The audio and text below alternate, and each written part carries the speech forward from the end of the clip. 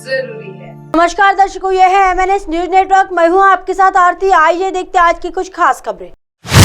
अमित शाह के दौरे से पहले सेना पर हमले की साजिश नाकाम, भारी हथियार के साथ 25 गिरफ्तार। पूर्वोत्तर राज्य मणिपुर की स्थिति फिलहाल ठीक नहीं है, वहां अभी भी हिंसा जारी है। ऐसे में यहां की स्थिति को करीब से जानने के लिए केंद्रीय गृह मंत्री अमित शाह 3 दिवसीय दौरे पर रहेंगे। इससे पहले इम्फाल के पूर्वी जिले में कथित रूप से सुरक्षा बलों पर हमले की साजिश रच रहे 25 हथियारबंद उपद्रवियों को सेना ने गिरफ्तार किया है। 25 उपद्रवियों को पकड़ा, हथियार बरामद। भारतीय सेना ने आधिकारिक बयान जारी करते हुए बताया कि मणिपुर में इम्फाल के पूर्वी जिले में सुरक्षा बलों पर हमले की साजिश रचने के आरोप में 25 लोगों को सेना की मोबाइल वाहन जांच चौकियों को गिरफ्तार किया है। पकड़े गए लोगों के पास से भारी मात्रा में हथियार बरामद किए गए। सेना ने बताया कि उपद्रवियों के पास हथियार और अन्य युद्ध जैसी सामग्री थी। बयान में कहा गया है कि 5 12 bore double barrel rifle, 3 single barrel rifle, double bore वाला एक देसी हथियार और एक थुतुन लोडेड हथियार बरामद किया गया है। इससे पहले इम्फाल पूर्वी जिले के सिटी कन्वेंशन सेंटर एरिया में एक MVCP ने रविवार रात 4 लोगों के साथ एक संदिग्ध कार को आते देखा। सेना ने उनको रुकने के लिए कहा, लेकिन वे कार से उतरे और भागने की कोशिश करने लगे, लेकिन धरे गए। उनके पास से मैगजीन के साथ एक इंसास राइफल, 5.56 MS गोला बारूद के 60 राउंड, एक चाइनीज हैंड ग्रेनेड और एक डेटोनेटर भी बरामद किया गया। मणिपुर में जरूरी सामान की कीमतें हुई दोगुनी, पेट्रोल गैस सिलेंडर एक सब महंगा। एक्शन के फोर्स सब ऑपरेशन जारी है। एक्शन में फोर्स सर्च ऑपरेशन जारी है।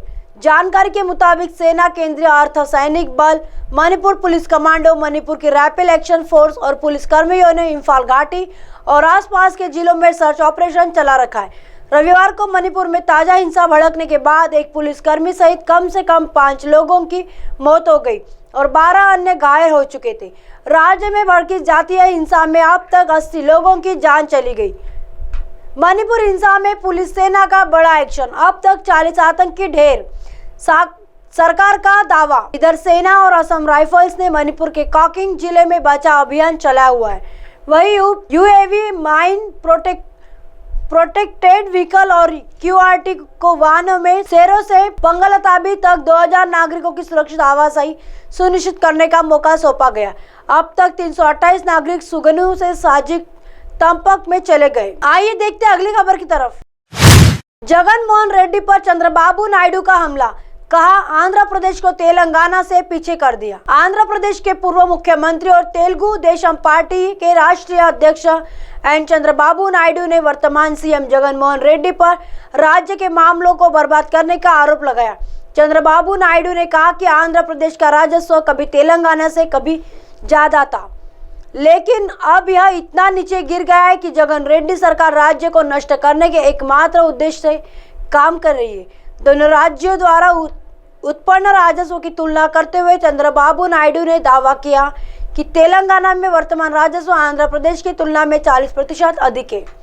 2022 और 2023 तक आंध्र प्रदेश का राजस्व 54,916 करोड़ और 13,21,175 करोड़ रुपए का हो गया। कई विकास परियोजनाओं में देरी का आरोप लगाते हुए TDP सुप्रीमो चंद्रबाबू नायडू ने कहा 2019 में आंध्र प्रदेश में GST के माध्यम से राजस्व 24,957 करोड़ रुपए था, जबकि तेलंगाना में यह 18,779 करोड़ रुपए था, तेलंगाना से 6,000 करोड़ रुपए अधिक। हालांकि 2022 और 2023 तक आंध्र प्रदेश में GST राजस्व तेलंगाना में 41,888 करोड़ रुपए के मुकाबले 38,840 करोड़ रुपए था। यह सब इसलिए है क्योंकि आंध्र प्रदेश में व्यावसायिक गतिविधियों की कमी है।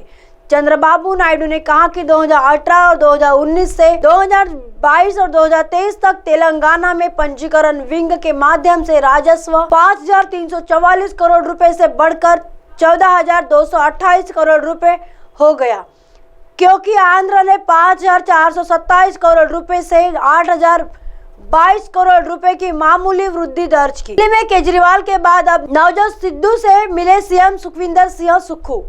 जाने क्या बात हुई। हिमाचल प्रदेश के सीएम सुखविंदर सिंह सुक्खू दिल्ली दौरे पर है।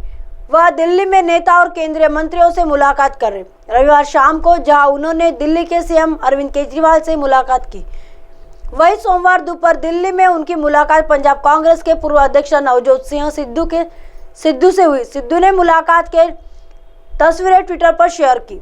सिद्धू ने सुक्खू से मुलाकात के बाद तस्वीरें शेयर करते हुए लिखा कि एक आम आदमी महानता के इस स्तर पर पहुंचता है जो उनके कठिन परिश्रम, ईमानदारी और कमिटमेंट में दिखाता है। उन्हें इस सफलता में बधाई दी है। केजरीवाल से मुलाकात में क्या बात हुई? इससे पहले मुख्यमंत्री ठाकुर सुखविंदर सिंह सुक्खू ने रविवार देर रात दिल्ली के मुख्यमंत्री अरविंद केजरीवाल से नई दिल्ली में भेंट की। उन्होंने दोनों राज्यों से जुड़े विभिन्न मुद्दों पर चर्चा की।